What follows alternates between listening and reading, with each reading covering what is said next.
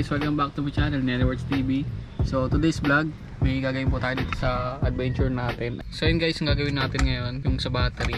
Kasi ito, lagi ito nakatambak, hindi na masyado nagagamit. So ang gagawin natin, yung binili ko sa Shopee guys, ito yung yan sa battery nilalagay. Para siyang switch guys. Buksan natin. Hindi ko pa kasi ito alam kung paano gamitin. Buksan muna natin. So ayan. Ayan yung itsura niya. Switch lang siya. Nagdi-disconnect to, tsaka nagko-connect doon sa battery. So ito yung nalagay natin sa positive. Kasi itong adventure na to, lagi lang tong nakapark dito. Tsaka di nagagamit. Tsaka hindi ko rin madalas may start. Kaya ito parang iwas ano lang siya. Iwas lowbat, pang lowbat ng battery. Hindi ko siya tinatanggal doon sa lugs ng battery niya mismo. Hindi ko na ginagamit ng adventure. So ito yung ilalagay natin guys para dito na lang tayo magdi-disconnect ng battery natin dito sa sasakyan para hindi siya malalobat. So ayun, may dala na akong materials yan. So ito may lihi nga pala ako dito kasi may lilihain ako sa likod kasi nagtanggal ako ng ilaw dun sa bumper sa ano niya, bull bar niya sa likod. Kasi ito bumili ako payong, so sabay lang din sila dumating nito. Ito gagamitin ko dito para sa windshield. Ito kasi monitor ko na to. Hindi ko alam kung 10 inches o 11 inches to. Ano kasi to, nasira to ng araw. So yung tutok ng araw dito sa labas. Itong windshield yan. So na-tirik siya dito sa monitor. So nasira yung monitor ko, yung touch. Yun. Kaya di ko na nagamit yung touch screen to. Ang ginagamit ko rito, naka-mouse na ako. USB mouse. So may USB kasi to. Dito nakalagay sa basta na dyan sa gilid. Sasaksak nyo ng USB nya tapos yun, magagamit mo siya. Kaso nga lang mouse, parang laptop. Pero okay pa naman, goods pa naman lahat, gumagana. Yung touch lang talagang nawala. Kasi itong payong, binili ko to para sa windshield. Yun nga, para iwas din ng sira ng monitor. Tsaka pag nakapark dito, syempre parang hindi din tutok yung araw din sa dashboard. Hindi rin lumutong yung dashboard, hindi masira. So ayun, buksan natin tong payong natin. Buksan natin guys yung payong. So ito yung itsura nya. Ayan. So nabuksan ko na kasi ito kaya ganyan yung itsura. Tapos buksan natin. Ayan, parang may usually na payong lang. Ayan. May strap siya. So yun, meron subuksan nyo na lang na parang payong din, folding na payong. Meron siyang ano dito, parang pinipindot katulad sa payong talaga. So yun, ito yung itsura nya.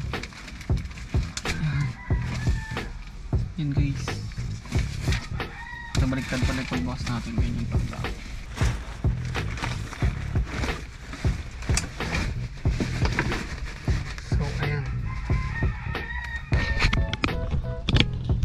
Yung itsura nya guys. At nakaano to eh.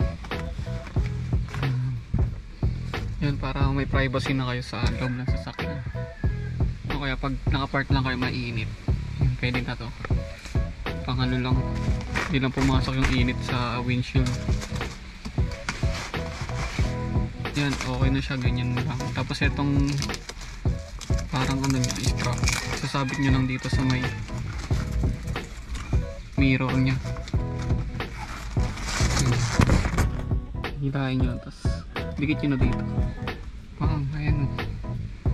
Tapos pwede nyo rin naman ibaba ito kung gusto nyo pa naman. Ayan. Para wala talagang makita sa inyo. Diba? Ganda. Gusto ko lang di siya nakabend masyado. Dapat ang bend nito pa ganun palo. Yan, may itsura nya. Ayos, diba? Tapos sa labas, titignan natin.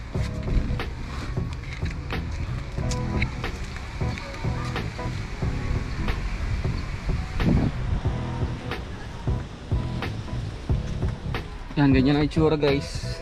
So okay na yan, para may privacy lang yung ano. Wala kasing tint sa harap eh. May tin siya kaso nga lang hati yung tint nito. Tapos pag di siya gagamitin, ganun lang din, parang payong. Ayan, pipinutin mo ng clip yan, tapos yan mo na, i-fold mo na siya. So ayun, so ito naman yung ilalagay natin guys. itong switch para dun sa lugs ng battery. So tara, lagyan natin. Buksan natin yung hood. Yan ang boss na pala. So tara, kunin ko na rin yung mga tools gagamitin natin ngayon. So when guys, bali dito natin siya ilalagay no, sa positive. So ang tatagalin natin dito, ito buwang mismo, itong lug nuts.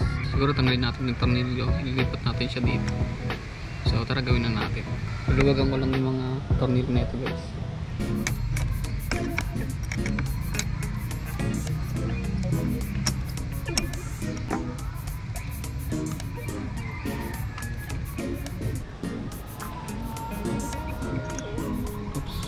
So yun guys, sinanggal ko muna yung tornilyo dito. Ayan. Para sa starter natin tsaka sa ibang wires. So tatanggalin naman natin to.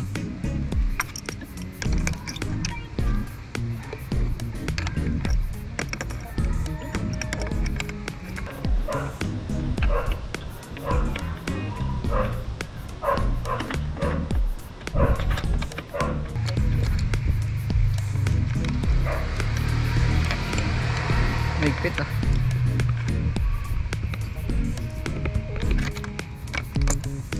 So yun guys, tatanggalin natin. Ito yung tsura nya. Yan, luman-luma na. Tapos ito ipapalit natin. Hindi ko alam kung paano gamitin to.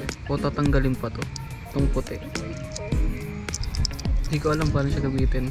Paklasin muna natin. Okay, gets ka na. Na kung paano.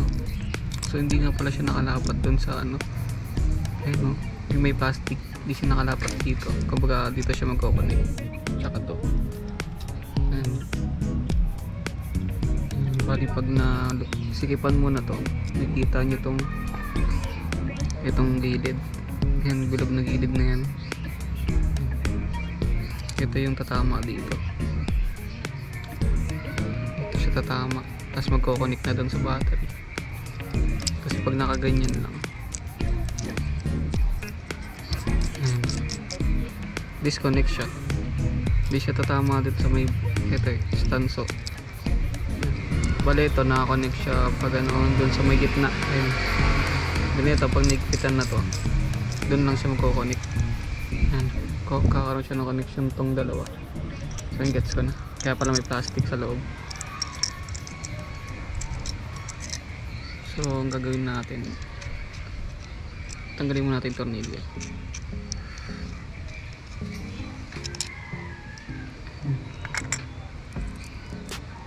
Malaglag. Lagyan natin to.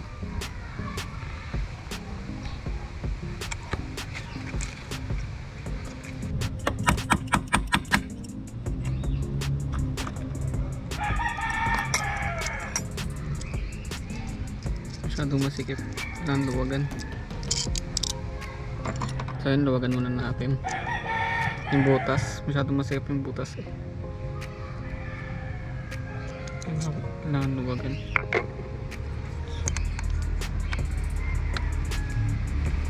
Yan, okay na.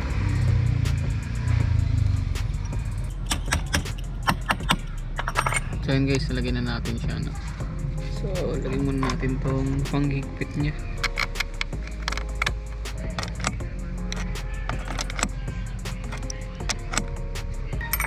So yun guys, lagyan natin yung tornilyo. Higpitan na rin natin.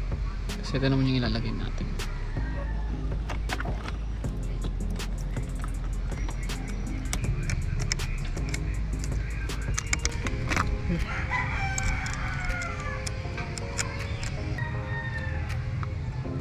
So when guys, dito na lang siya nilagay sa ilalim imbis na dito sa ibabaw.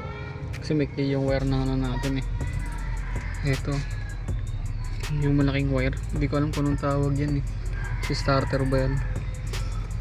Basta yung mataba. So dito na lang siya nilagay. So when guys, lagay na natin siya. Ayan. Yan yung itsura nya. So pasensya nyo na iba nating wires ha. Ang dami kasing wire dito, ang daming relay eh. Pero testing muna natin guys kung nagana tong switch na to. So ngayon, i-ano muna natin siya, no? Turn up. Luluwagan lang naman to. Ano? Tapos try natin i-start. So naka-off siya. Yan, neutral. Try natin kung may lalabas na ilaw or display. Yun, wala. So start natin. Yun, wala guys. So putayin natin ulit. I-plug in natin. Ikot lang natin siya. Ano, okay na. Migpit.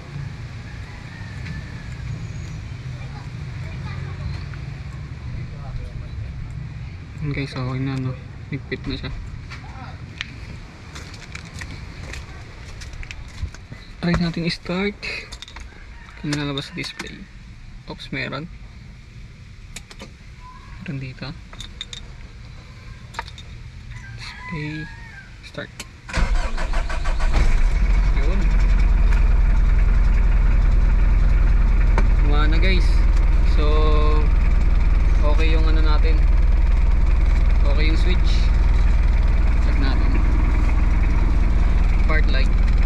Part light. Paano naman?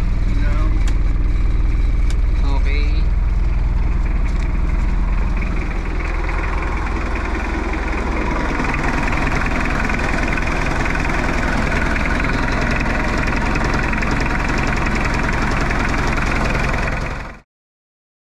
Guys, nakita naman natin kung magano yung ating switch na binili. So ayan, nakita nyo yung reading natin dito. Yan, 14. So okay, goods naman yung ano natin, charging natin. Yan, tumaas naman yung voltage niya, 14. Ibig sabihin, okay naman yung charging niya dun sa may lugs. Tingnan natin kung ano, sa long run guys. Kung malalobat siya guys, tatanggalin natin kasi ibig sabihin, hindi ganun ka-solid yung ano niya, yung tanso niya, no? Kaya yung pagkakalagay natin dun sa tornilyo, so check natin yun. So ayun lang, papatay na natin.